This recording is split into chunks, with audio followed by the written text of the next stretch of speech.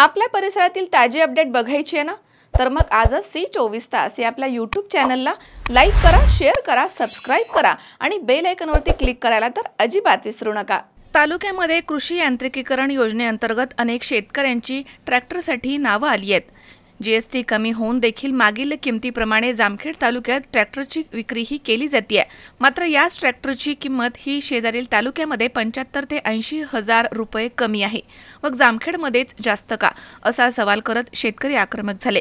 जामखेड तालुक्यातील शेतकऱ्यांनी एकत्रित येऊन राष्ट्रवादी काँग्रेस शरदचंद्र पवार पक्षाचे नेते मंगेशदादा आजबे यांच्या नेतृत्वाखाली तहसीलदार यांना याबाबतचं निवेदन देत शेतकऱ्यांची लूट थांबवण्याची मागणी केली आहे। तहसीलदार यांना दिलेल्या निवेदनावरती दत्तात्रय साळुंके, वैभव कसाब, नारायण साळुंके, केशव साळुंके, बाळासाहेब इथापे, रोहन साळुंके, प्रवीण साळुंके यांच्यासह अनेक शेतकऱ्यांच्या सह्या आहेत।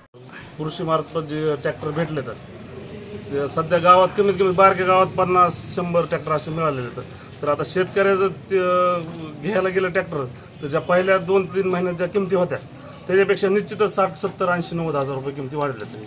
आणि शोरूमला जर गेलं तर अजिबात शब्दच बोलून देत नाहीत। आम्ही बाहेर चौकशी केली बाबा, बाहेर तालुक्यात आमचे नातेवाईक आहेत तर तिथं इतका 80-90 हजार रुपये फरक पडतो ह्या किमतीतून त्या किमतीत। मग आता नेमकं शासनाने पैसे दिलेत ते शोरूमवाल्यासाठी दिलेत का नेमकं शेतकऱ्यासाठी दिलेत हेच आम्हाला कळना।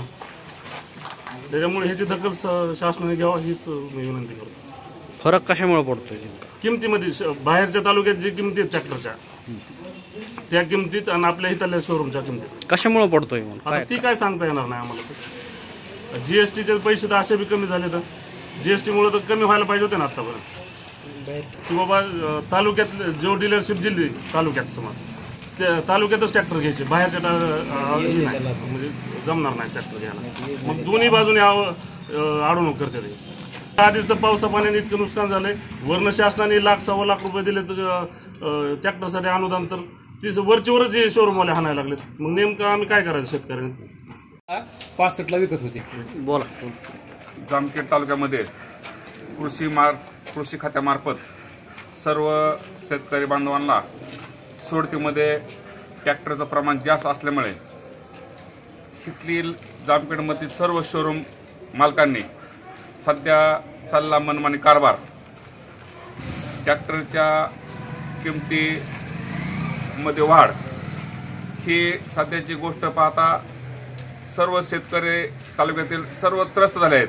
तरी या शोरूमचे प्रत्येक मालकावर येथील कंपनीने जे कंपनीचे ट्रॅक्टर आहेत ह्या कंपनीने कुठेतरी ह्याच्यावर आवर घातली पाहिजे आणि जामखेड तालुक्यातील बाहेर ज्या तालुक्याचे ट्रॅक्टर मिळतात त्या प्रमाणात घेतले रेट राहिले पाहिजे।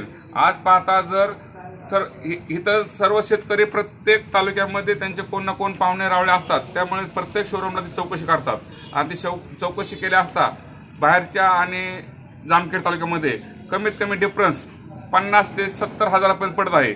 हा कशामुळे पडतो ही सुद्धा कंपनीने शोरूमच्या मालकाने केले मनमानी आणि कंपनीने त्याच्यावर नियंत्रण ठेवलं पाहिजे, जेणेकरून असं जर झालं तर ही शेतकऱ्याची होणार लूट। तर शासन कोण अनुदान देतंय ट्रॅक्टरला शेतकऱ्याला आणि ती ही अनुदान शोरूमवाले लाटली जातात, कारण की ट्रॅक्टरची किमती वाढल्यामुळं ही त्रस्त परिस्थिती झाली आहे।